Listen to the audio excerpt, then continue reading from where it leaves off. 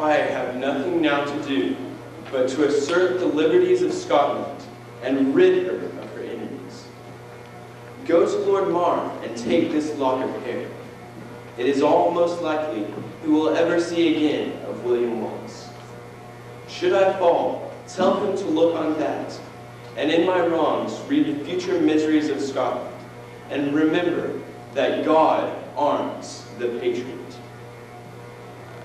This profound charge, issued forth from the lips of the Scottish patriot William Wallace, heroically portrayed in Jane Porter's inspiring novel, Scottish Chiefs.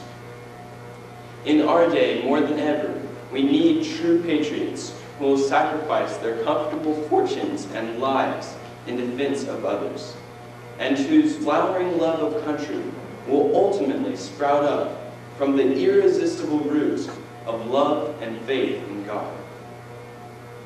However, cynics of our day would have us distrust the virtues and benefits of patriotism. They would skeptically challenge us, asking, did patriotism ever do the Roman Empire good, or more recently, the misled but nonetheless patriotic German civilians during World War II? To them, the Bible responds by relating the story of the Israelites in Joshua chapter 7, who were defeated in their attack of Ai, not because they lacked courage and patriotism, but because the sin of Achan sent God's curse on the Israelites. However, the Bible still commends patriotism, and a contrast from the Israelites of Joshua chapter 7 presents itself in Joshua 1, where God exhorts Joshua to patriotism and comforts him with the assurance that he will arm his hand if he, number 1, upholds the counsel of God's law, number 2, is heavenly minded, and number 3, courageously acts. History opens her book to us, and in the period of the Middle Ages alone, these 3 ideals shine brightly in the examples of 3 patriots, and truly God armed them. The first clear example of a patriot who lived in the counsel of God's law appears in the person of King Alfred. King Alfred the Great ruled the West Saxons of England in the late 800s and wished to establish in that wayward kingdom law and order shaped by his biblical studies. However, the aggressive behavior of the Danes from Scandinavia and Denmark in 871, who poured into his kingdom in large Viking ships and proceeded to pillage and burn the countryside, impeded this goal. He relinquished the scholar's quill and grasped the warrior's sword, but was met with defeat at first because he was not a fighting king. However, he loved his country so much that he tried again, and at the famous Battle of Edington, he defeated the Danes so soundly that they sued for peace. With this conflict ended, Alfred did not lay aside the standard of the patriot, but turned himself to write laws based on the 10 Commandments, which were summarily compiled into one great manuscript called the Doom Book in 890. In the Life of King Alfred by Asser, that biographer and faithful counselor to the king remarked of Alfred, he wished to strengthen his mind in the observance of God's commandments. An even stronger eulogy comes from Jesus himself, who said, "He who does and teaches my commandments, he shall be called great in the kingdom of heaven." Matthew 5:19. It is remarkable that King Alfred is the only English king to have ever earned the title of great. Why? He was a patriot who lived in the counsel of God's law, and consequently was armed and upheld by him. In contrast, need we wonder why the once great nation of the United States of America seems to crumble away from the honorable foundations on which it was laid and be overwhelmed by not the blessing but the curse of God? It is because we have forsaken God's law.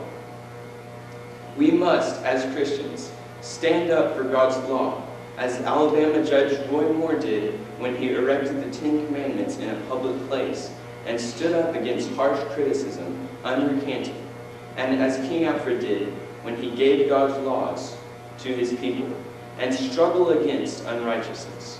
For only then will we be armed and upheld by the hand of God in our patriotic endeavors.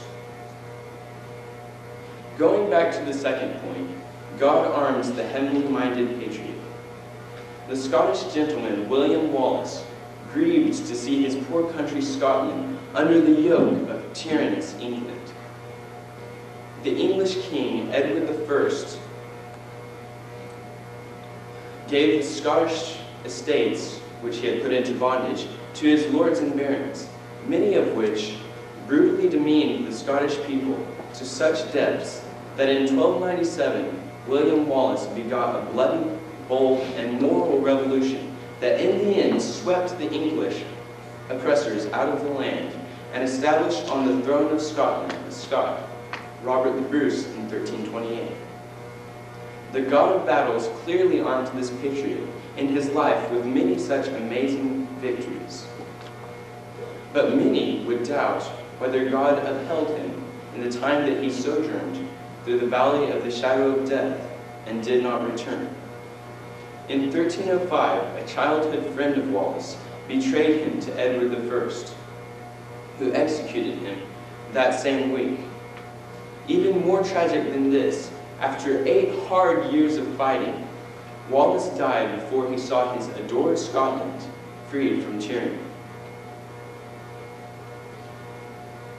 And yet he could still say to Lord Mar that God arms the patriot.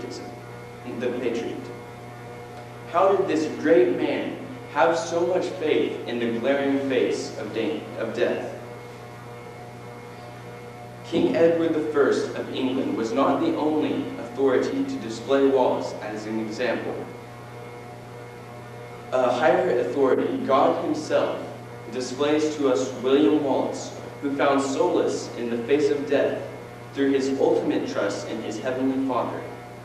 His chief citizenship was in heaven, and God arms the heavenly-minded patriot. In contrast, our culture today is anything but heavenly-minded, but rather meditates on the things of the world, such as shallow entertainment, fads, and fashions. We will forsake the God-given values of freedom, government, and patriotism if we focus only on the trivialities of the world. Then we will be overtaken by another worldly evil, Islam, the adherents of which believe, contrary to Christianity, that they fulfill their religion through world domination. This will happen if we forsake the God-given values of freedom, government, and patriotism.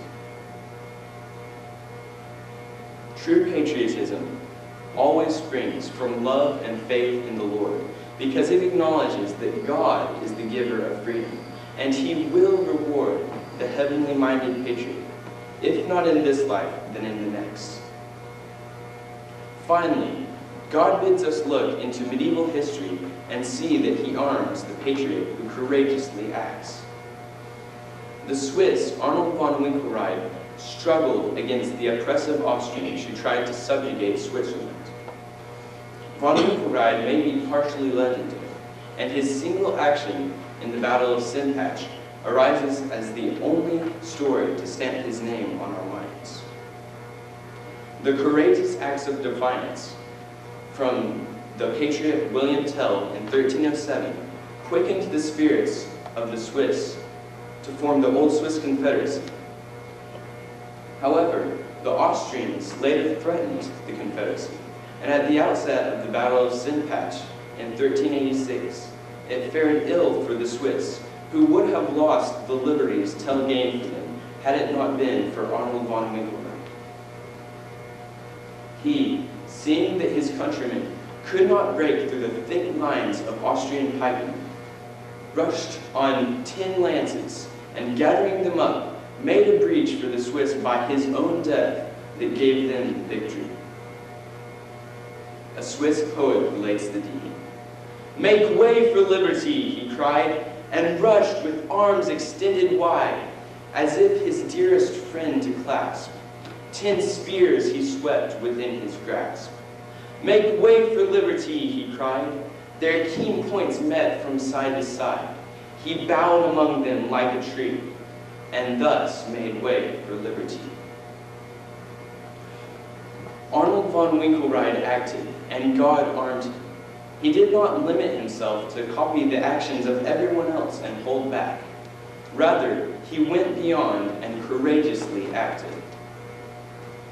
Soldiers who follow in the footsteps of Arnold von Winkelried obtain the title of the nearest kin to martyrs. History teaches men to embrace patriotism, home, and country as gifts from God, and to fight for them against all evil. God will arm us if we first obey the counsel of His law and realize that the scope of this vaporous life does not approach within an inch on the measurement of the importance attached to the next life with God. You doubtless agree with all of this, but observing or agreeing that it is true does not complete the responsibility of a patriot. If you look at these truths and do nothing in response to them, are you not like a man who looks at his face in the mirror and, after looking at himself, goes away and immediately forgets his appearance? Rather, you, though others do not, you must wash from the face of this nation the stains of worldliness, lawlessness, and apathy. You must love our army so much that you would enlist in it, elect pro-life, lawful statesmen who will establish God's law, and support pastors and missionaries who will multiply the chief citizenship of heaven. And you must become bold men and women who will not be waylaid by the encumbrances of this world, but will run the race of the Christian patriot, and seeing the finish line, rush with arms extended wide to embrace the blessing of God for this country.